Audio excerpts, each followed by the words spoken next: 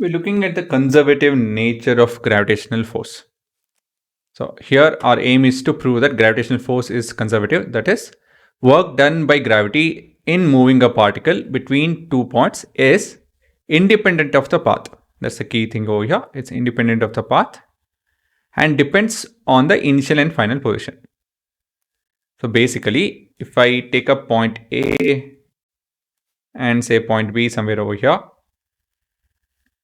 it doesn't matter if I go to point B in this manner or if I take up this path or this path, it won't matter.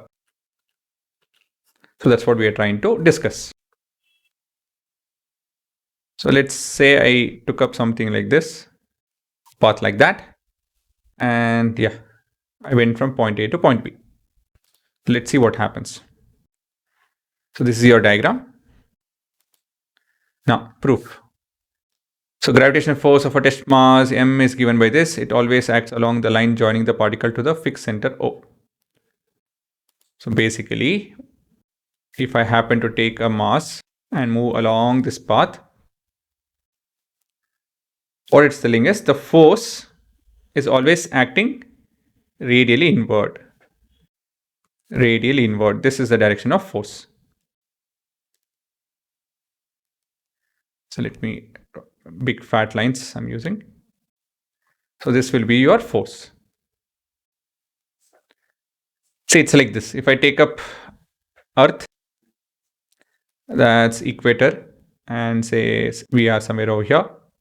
If I stand over there or over here, does it mean I'll fall down? Is this down first of all? No, right? Even this can be down. It depends on the perspective. So down for us is actually nothing to do with sky per se, but it's towards the center of the Earth. Technically, that's down for us, and up is up. So down for every person is different depending on where they are in regarding to the latitude.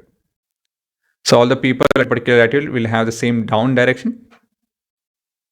Technically, even that is not true because vector form, it will change. Anyways, point is, it is radially inward. If this is the object, this is the one pulling the object, what we are looking at is a radially inward forces. That's why I have drawn this set of lines that you can see, right? The colorful lines.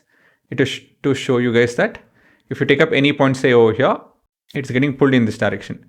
Over here, it is getting pulled in that direction. So that's all I meant. Okay. Now, I'll give an overview of the entire idea, derivation. Force. So first thing is, the force in terms of magnitude is m. If this is mass of m and the test particle is of m r square. So it is dependent on distance and the product of mass, and you have a constant. So this is your expression, right? Now, we are talking about the work done. So first thing is, what is work? Work is equal to force into displacement. And the force is given by this expression.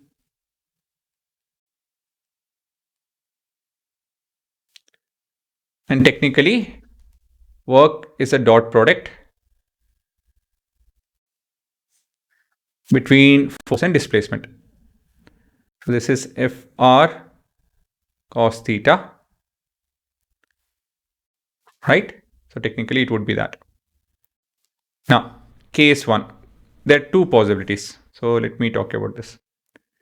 See, this is a bit complicated to discuss and show you guys. What I'll do is, I'll divide these steps, this path actually, into steps. What I mean is, say instead of doing this, I'll take this kind of step.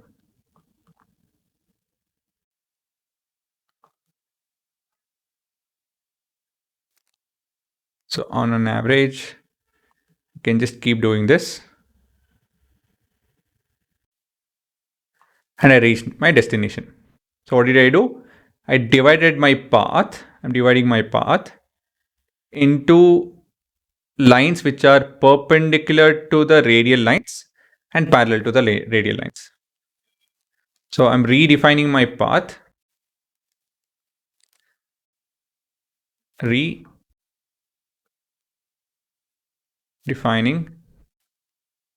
the path to be perpendicular to the radial lines and parallel to the radial lines, right? So case 1.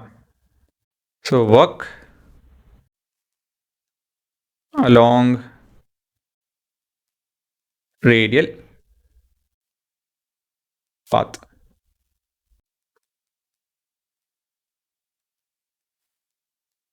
So we have dw. So work along radial path is along this line, say small segment here. So work along that will be equal to FR dr. So dot product between force and displacement, right? We know that. So this is a small work done. So FR dr cos of 0 degree. So radial line is always parallel, right? It has to be parallel. So this will be FR dr. While the lines which are perpendicular work perpendicular to radial lines. So in this case, what happens? Let's see. Say you have a person. He or she is moving from point A to point B. The person is carrying a bag and he or she has moved from point A to point B. Now, if you guys remember, what is the work point done by this person? Well, the person is putting a force upward, but he is getting displaced to the left. So if you guys remember, work done by this person is work done is 0. Why? Because force and displacement are perpendicular to each other. So theta is 90 degree. So with that reasoning, your dw over here will be f perpendicular or far dr. So this will be 0 as theta is 90 degree. Force is radially inward and all of these lines are perpendicular to the radial lines, right? So you can see over here, this line and this line is perpendicular. See, I can divide this line further into small set of lines. Since we're talking about dw, we can divide it into a finite set of lines, but we're not doing that because of, well, constraint. I physically can't do that. So if I do that, I can approximately, it would be a good approximation that we can end up with this approach. Basically, I can do this. Anyways, so point here is, all we are trying to do is, we have taken a path from A to B. It's a curved line. But to discuss, we have divided this curved line into number of steps, small steps. The step size is very small. But yeah, for our discussion, I kept it large.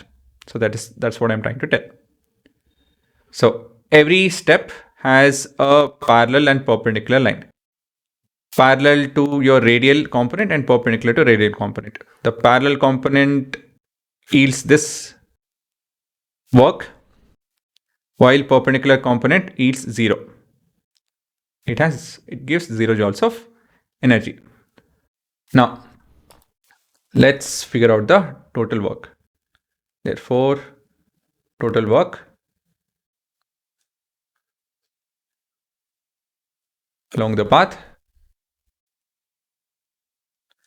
is work done, or let me do this. It is sum of work along radial parts plus work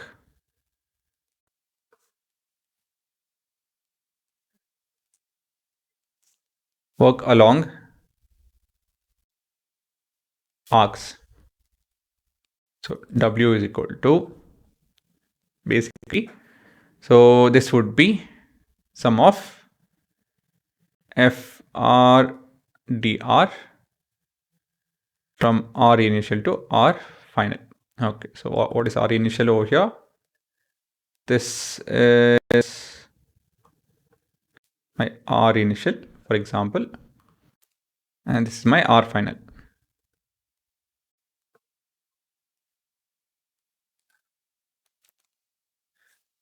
So R initial to R final. So this is equal to Ri Rf, and Fr, we know it is Gm by R square dr. So further integration and all of that will yield minus 1 by R Ri Rf. So Gmm minus 1 by Rf plus 1 by Ri. Okay, so you have to be good with integration to understand this. I'm not going to explain more than this. So if I take out negative,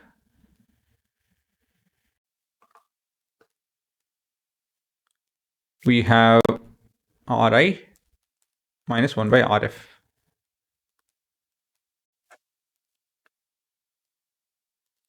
Oh, sorry, this, what am I writing? If I take out negative, it will be 1 by Rf minus 1 by Ri. Yeah. Okay, so let me explain what it means. I mean, all this is okay. What does that result mean actually? So I like this part. What does it mean? So for that, I'll take an arc. I'll take 3 set of points, say point A, say point B, and say point C. Say we have a particle moving, say this way, it reached point B, and from point B it went in this manner and reached point C. So now, these are your radial components, 1, 2, and 3. So RA, RB, RC. Okay, so work from A to B will be integration of RA to RB, f of R dr. Right? Oh, by the way, sorry, one thing is f of R. I keep writing f of R. Why is that I'm writing f of R? Force is a function of radius. That's all I mean over there. So mass of the test particle and the source particle is fixed. So only thing that force over here depends on is the radial component. So that's why I keep writing f of R. So this is the case. It depends on the initial and the final position. While my movement from A to C will be RA to RC, right? F of R dr. But if here RA is RC, can you see that? RA is equal to RC, same semicircle or same arc. So if this is the case, then WAC is equal to 0. Can you see the conservative nature? Because these two values are same, the integration will be 0. Again, this is the integration property. It's basic idea of integration. So what we are trying to show here is it always just depends on the initial and final distance, radial distance, the two. So what we can see over here is this entire expression work depends on the radial displacement. So entire work depends on radial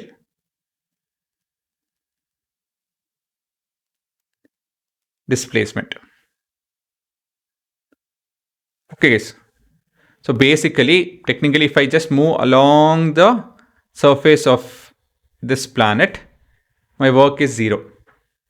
Technically, or not my work, sorry. The work done by gravity is 0. Okay, so we have seen this statement you have studied in 9th grade also. Right. So same thing, I have typed it over here on a similar line.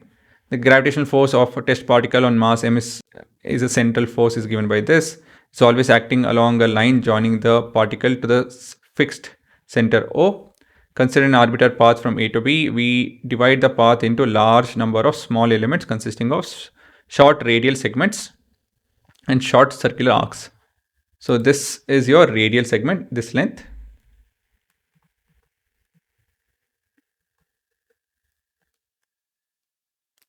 That's your radial segment. And this is your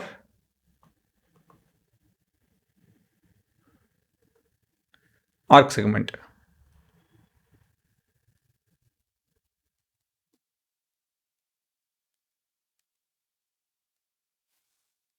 Okay, so that's one thing. Now calculating work done by the gravitational force along the path. So step 1, work along the circular path, that will be 0. Sorry, yeah, circular arcs, not path. Circular arcs will be 0 because it's perpendicular. While along the radial segment, it would be this expression. Okay, so work is equal to minus gmm by r square dr. So the total work will be integration of this, and when you solve it, you will end up with this expression. Okay, this is actually wrong. So this is r1 minus r2. Anyways, this is wrong. Yeah, this is okay. Okay, so that is your written part. Oh yeah, conclusion. The work done by the gravitational force between A and B is independent of the path taken. It depends only on the initial and the final distance, that is r1 and r2 from the center. Therefore, gravitational force is conservative. So that's how you can tell a force is conservative, right? That's your corollary of conservative nature of a force, a conservative force basically.